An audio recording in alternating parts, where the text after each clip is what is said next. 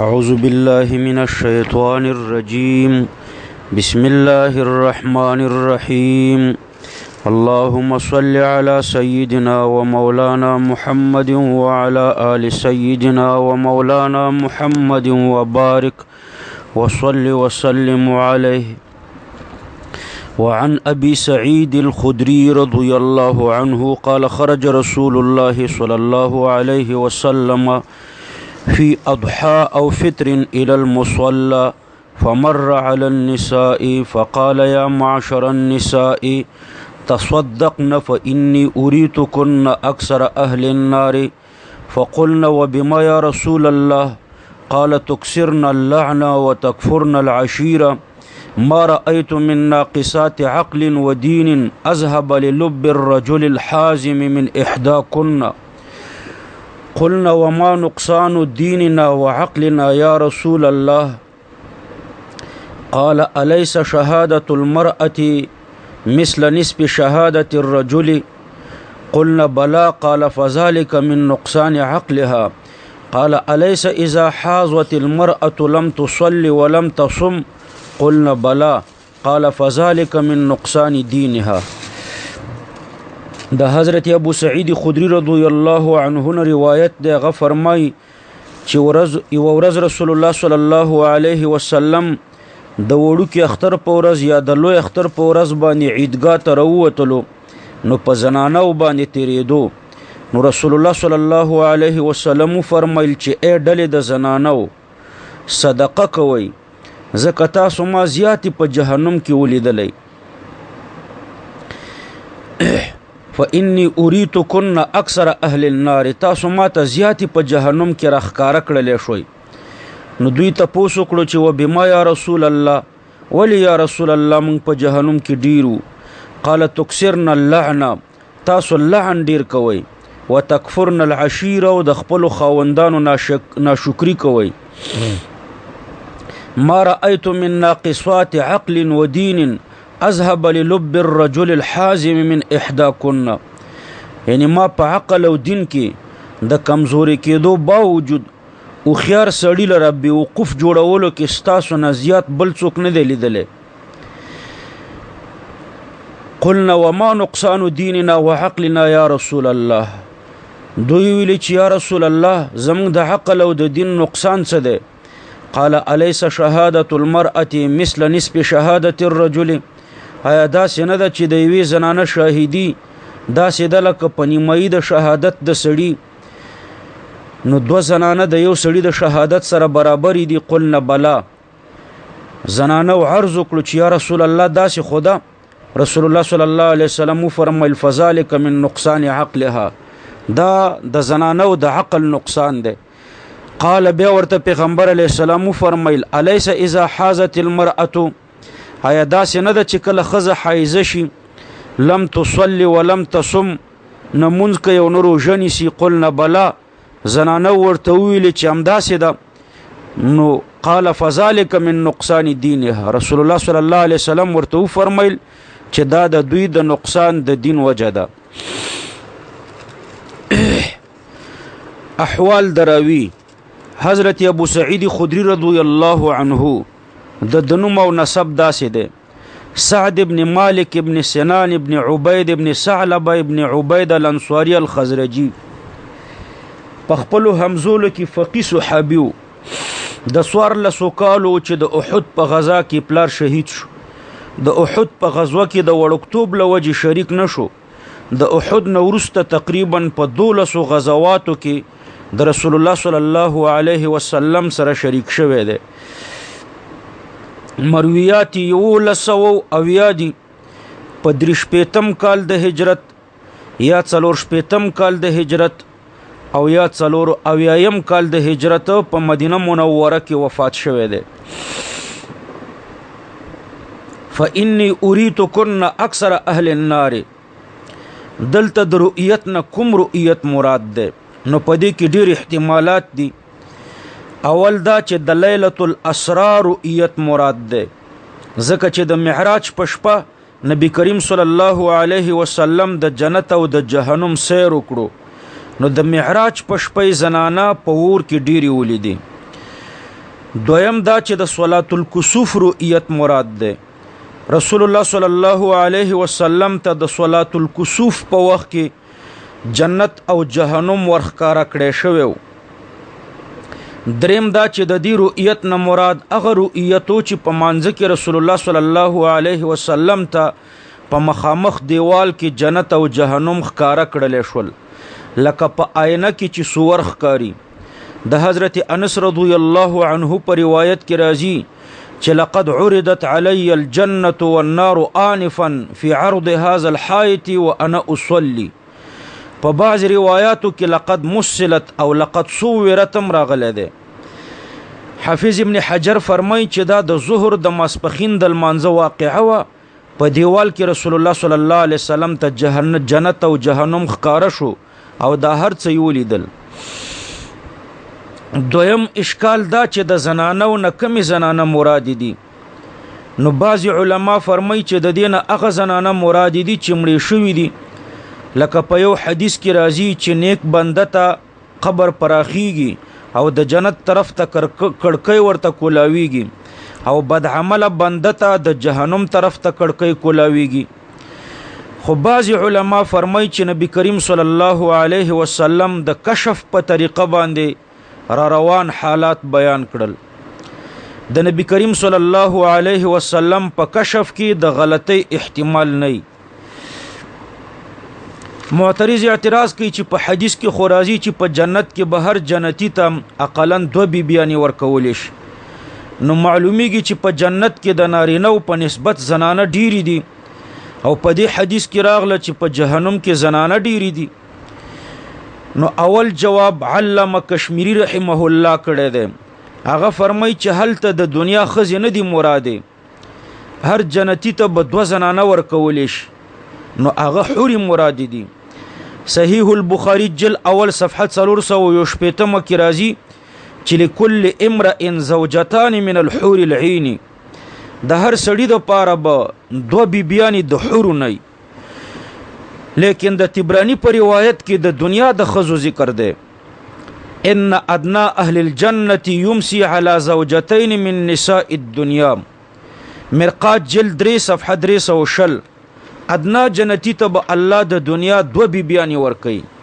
نو ښه جواب مولا علی قاری رحمه الله کړی دی. هغه فرمایي چې د کفران عشیر و غیره په وجه به په ابتدا کې ښځې په جهنم کې ډیری وي لیکن په انتها کې به په جنت کې ډیری وي ځکه چې دوی مؤمنان دي او د مؤمنانو اخیری مستقر جنت دی. او دریم جواب دا چې د احادیثو نه معلومیږي او تجربه هم شاهده ده چې زنانه د نارینهو په نسبت ډیری دي. نو ممکنه ده چې د هر جنتی په نکاح کې 2 زنانه راشي لیکن بیا بم په جنت کې ډیری وي. تکسرن اللعن و تکفرن العشیر. تاسو زیات لعن وایي او د خپلو خاوندانو ناشکری کوئ.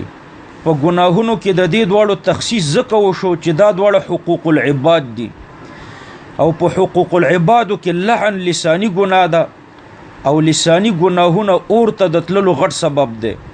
رسول الله صلی الله علیه وسلم فرمایي چې وهل يكب الناس في النار على وجوههم او على مناخرهم الا حصائد السنتهم. په اور کې پړ مخې انسانان نه غورځي مګر د ژبو لوی غورځي او کفران العشیرم اور ته د تللو غټ سبب دی ځکه چې د خاون په ښځه باندې زیات حقوق دي. رسول الله صلی الله علیه وسلم فرمایي چې لو كنت آمرا احدا ان يسجد لاحد لامرت المرأة ان تسجد لزوجها. کما چاته امر کولی چې کوم انسان ته سجده وکي نو ما به زنانو ته حکم کړی وي چې خپلو خاوندانو ته سجده وکړي. ما رأیت من ناقصات عقل و دین. معترض اعتراض کوي چې په دې حدیث کې ټولو زنانو ته ناقصات العقل ویلې شوي دي. حالان کې په یو بل حدیث کې راځي چې کمل من الرجال کثیر ولم يكمل من النساء الا مريم وآسیه. نو حضرت مریم او آسیه ته کاملی بیبیانې ویلې شوي دي. نو تاسو 2 جواب ورکئ. اول دا چې په ښځو کې کامل العقل ډیری کمی دي او قلیل کل معدومی. دویم جواب دا چې علامه عینی رحمه الله فرمایي چې الحكم على الكل بشيء لا يستلزم الحكم على كل افراد على كل فرد من افراد ذلك الشيء. حکم په کل باندې الحكم على الكل بشيء لا يستلزم، حکم په کل مجموعي دا مستلزم نه دی حکم لره په کل افرادي. قلنا وما نقصان ديننا وعقلنا، دام د زنانو د نقصان فی العقل والدین علامه ده، ځکه چې د رسول الله صلی الله علیه وسلم په حکم کې چونه او چرا کول نو پکار.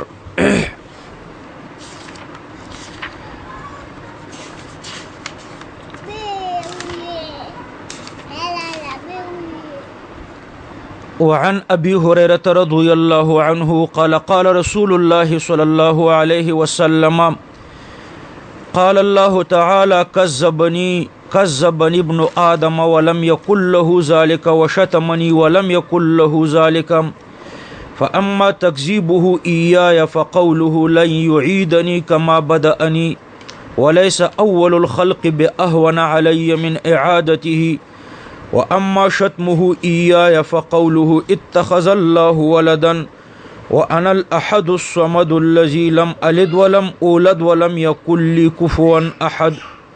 وفي رواية ابن عباس وأما شتمه إياي فقوله لي ولد وسبحاني أن أتخذ صاحبة أو ولدا. رواه البخاري.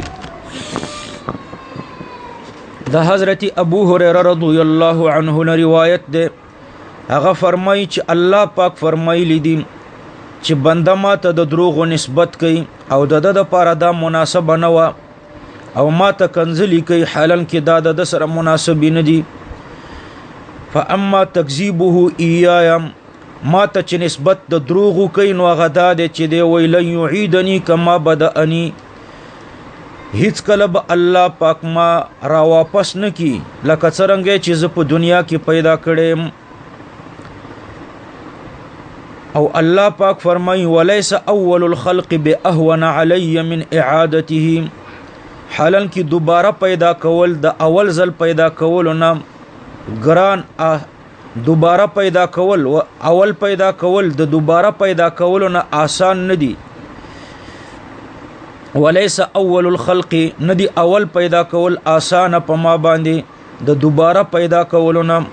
و اما شتمه ایایم، او د کنزل مال ردادی چې دی وی اتخذ الله ولدا، الله پاک د ځان د پاره ولد نیولې ده، او زه یکتایم بنیازم داسې ذاتم چې نه بچی لرم او نه د چانه زیږیدلم او نه سیال لرم. او د عبد الله ابن عباس رضی الله عنه په روایت کې داسې راځي چې د انسان ماته کنزلی دادی چې هغه وی د الله زوی شته ده، حالن کې زه د دینه پاکم چې څوک خزه یا زوی د ځان د پاره جوړ کم. کذبنی ابن آدم، الله پاک په قرآن کې د بعث بعد الموت ذکر کړی دی او کافران د دینه منکر دي او وای چې د دې ریزه ریزه بدن حشر به څرنګه کیږي، او دې خبرې ته سوچ نه کوي چې ابتدا د عدم محض نه ابتداء د عدم محض نه څرنګه پیدا کړل شو. نو چې د عدم محض نه د انسان پیدا کول ممکن او واقع دي، نو د اجزاء د انتشار نه وروسته اعاده الخلق ممتنع نه ده. کفار دومره بی عقل دي چې ممکن به ذات ته ممتنع به ذات وي. و اما شتمه ایایا، شتم عبارت ده د توصیف الشیء بما هو ازراء و نقص، یعنی یو حقیر شی چاته منسوبول دې ته شتم وي. نو څوک چې الله ته ولد ثابتي هغه الله ته کنځلي کوي، ځکه چې ولد ممکن او محتاجي او د ولد او د والد په مابین کې مماثلت وي، نو د مماثلت په بنا باندې به ولد د ولد ناقص صفات الله ته ثابتيږي او الله ته د ناقص صفات منسوبول شتم او کنځلي دي. وليس اول الخلق باهون علي من اعادته، پدې کې یو عام الفهم مثال ذکر کړي چې د انسانانو د قدرت په اعتبار سره ابتداء الخلق مشکلی، ځکه چې نه کوم مثل لري او نه کوم قانون لري، او اعاده الخلق آسانه دا مثال د انسانانو د قدرت په اعتبار سره دی. الله په ټولو مقدوراتو باندې علی السویه قادر دی. وما امرنا الا واحده کلمح بالبصر. حدیث قدسی ته وایي. دا حدیث د احادیث قدسیو نه دی. د حدیث قدسی نسبت د قدس طرف ته دی. قدس بضم القاف والدال او یا بضم القاف وسکون الدال دواړه صيغې د مصدر دي، په معنا د پاکۍ او طهارت سره دی. علامه طیبی رحمه الله فرمایي چې حدیث قدسی هغه حدیث ته وایي چې د هغې د مضمون القا رسول الله صلی الله علیه وسلم ته د خوب او یا د الهام په ذریعه شوي وي، او بیا رسول الله صلی الله علیه وسلم په خپلو الفاظو باندې د هغې نه تعبیر کړی وي. مولا علی قاری رحمه الله فرمایي چې حدیث قدسی هغه حدیث ته وایي چې رسول الله صلی الله علیه وسلم د الله نه روایت کړی وي، او الله پاک ورته د دې مضمون القا د خوب یا د الهام او یا د ملائکې په ذریعه باندې کړی وي. لیکن رسول الله صلی الله علیه وسلم ترنه په خپلو الفاظو سره تعبیر کړی وي. نو ټول احادیث واحده وما ينطق عن الهوى ان هو الا وحي يوحى. لیکن د حدیث قدسی تخصیص دا دی چې د دې نسبت براه راست الله پاک ته کولی شي. د قرآن او د حدیث قدسی په مابین کې فرقونه. اول فرق دا دی چې قرآن معجز دی بخلاف الحدیث القدسی. دویم دا دی چې د قرآن نه منکر کافر دی او د حدیث قدسی نه منکر کافر نه دی. دریم قرآن لفظا او معنا د الله کلام دی، یعنی دواړه د الله له طرفه دي، او په حدیث قدسی کې معنا او مضمون د الله له طرفه دی، او الفاظ او تعبیرات د رسول الله صلی الله علیه وسلم له طرفه دي. څلورم علامه کرمانی فرمایي چې قرآن معجز دی او الفاظ په واسطه د جبرئیل علیه السلام نازل شوي دي، او احادیث قدسیه معجز نه دي او بلا واسطه په خوب او یا د الهام په ذریعه رسول الله صلی الله علیه وسلم ته نازل شوي دي. پنځم بعضی علما فرمایي چې احادیث قدسیه هغه احادیثو ته وایي چې د الله د ذات او د صفاتو تنزیه پکې بیان شوي وي. شپږم ګوره قرآن متواتر دی او په حدیث قدسی کې تواتر شرط نه دی بلکې د خبر واحد په درجه کې مراتلی شي. وعن ابي هريره رضي الله عنه، د حضرت ابي هريره رضي الله عنه روایت ده قال قال رسول الله صلى الله عليه وسلم، هغه فرمایي چې رسول الله صلی الله علیه وسلم فرمایلی دي ما احد اصبر على اذن يسمعه من الله يدعون له الولد ثم يعافيهم ويرزقهم. ابو موسی دا ابو هريره رضی الله عنه حدیث خو مخکې من ذکر کړو.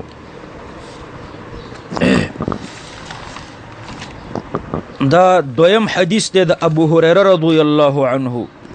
وعن ابي هريره رضي الله عنه قال قال رسول الله صلى الله عليه وسلم قال الله تعالى يؤذيني ابن آدم يسب الدهر وأنا الدهر بيدي الأمر أقلب الليل والنهار متفق عليه. ابو هريره رضي الله عنه فرمایي چې رسول الله صلی الله علیه وسلم فرمایلی دي چې انسان ما ته ضرر رسي اغه داسي چې زمانه ته کنزلی کوي. یسب الدهر وانا الدهر، حالان کې زمانه زیم دهر زیم، وانا الدهر ز دهرم، بيدي الامر زما په قدرت کې ټول امور دي، اقلب الليل والنهار ز شپه ورځ اړوم راړوم. د قیدې مطابق دلته د عنه لفظ پکارو ځکه چې مخکم د ابو هريره حدیثو، لیکن د مخکینی حدیث په اخر کې وفي روایت عن ابن عباس راغلو. نو د دفع د توهم د پاره چې څوک ضمیر ابن عباس تراجی نه کی د ابو هريره په نوم تصریح وشو. یؤذین ابن آدم، انسان ما ته ضرر رسي. د ایذا معنا د چاته تکلیف او ضرر رسول، او ضرر رسول تاثیر ده او متضرر کېدل تاثر ده. او الله پاک د انفعال او د تأثر نه منزه دی. نو دلته څنګه راغله چې یؤذین ابن آدم انسان ما ته ضرر رسی؟ تاسو دو جواب ورکئ. اول جواب دا چې دلته استعاره تمثیلیه ده، یعنی یعاملنی معامله الایذام، داسې معامله را سره کوي لکه څوک چې چاته ضرر رسی. دویم دا چې د ایذان مراد د داسې فعل کول دي چې الله ور باندې ناراضه کیږي. یسب الدهر، دهر ته کنځلي کوي. وانا الدهر، او الله فرمای دهر زیم. علامه خطابی فرمای چې د جاهلیت په زمانه کې به خلکو مصائب او حوادث زمانه ته منسوبول. بیا په دوی کې دوه ډلې وي. یو ډله دهریانو، دوی په الله باندې ایمان نه لرلو بلکې په خیر او شر کې به زمانه متصرفه ګڼله. الله پاک د دې ډلې په باره کې فرمایي چې دې ډلې به ویلې چې وما یهلکنا الا الدهر. او دویمه ډله داسې وه چې په الله پاک باندې ایمان لرلو لیکن د مصائب او د شرور نسبت الله ته نه کولو بلکې زمانه ته کولو.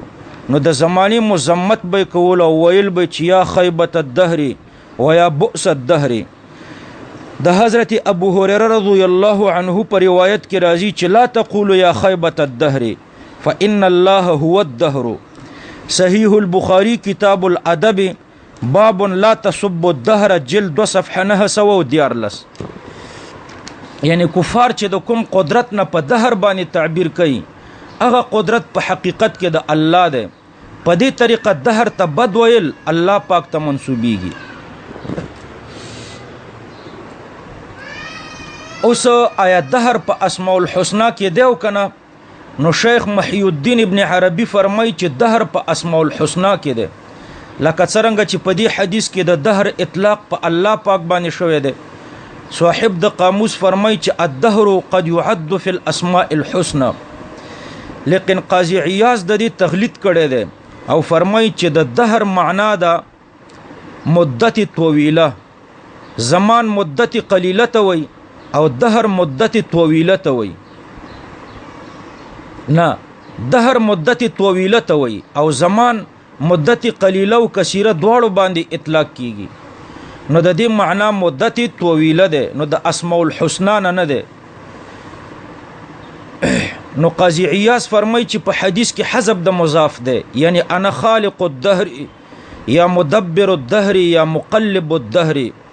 او قرینه ورته د حدیث رستنی جمله ده چې بيدی الامر اقلب الليل والنهار. یا داسی وایا چې دهر ثانی د دهر اول نه مغایر ده. دویم دهر په معنا د مدهر سره ده. انا الدهر یعنی انا المدهر یعنی مقلب الدهر. بعض علما فرمای چې په مشرکینو کې دا مشهور و چې د هر جالب د حوادثو لګ مریض باندې منو. بعض علما فرمای چې په مشرکینو کې دا مشهور و چې دهر جالب د حوادثو د مصائب ده. نو رسول الله صلی الله علیه وسلم په دوی باندې رد وکړو چې جالب د حوادثو الله ده. نو داسې ویل پکارو چې الله پاک جالب د حوادثو ده، لیکن رسول الله صلی الله علیه وسلم د جالب الحوادث په ځای باندې د دهر لفظ ذکر کړو ځکه چې دا لفظ مشهور. نو د دهر نه جلب د حوادث مراد ده.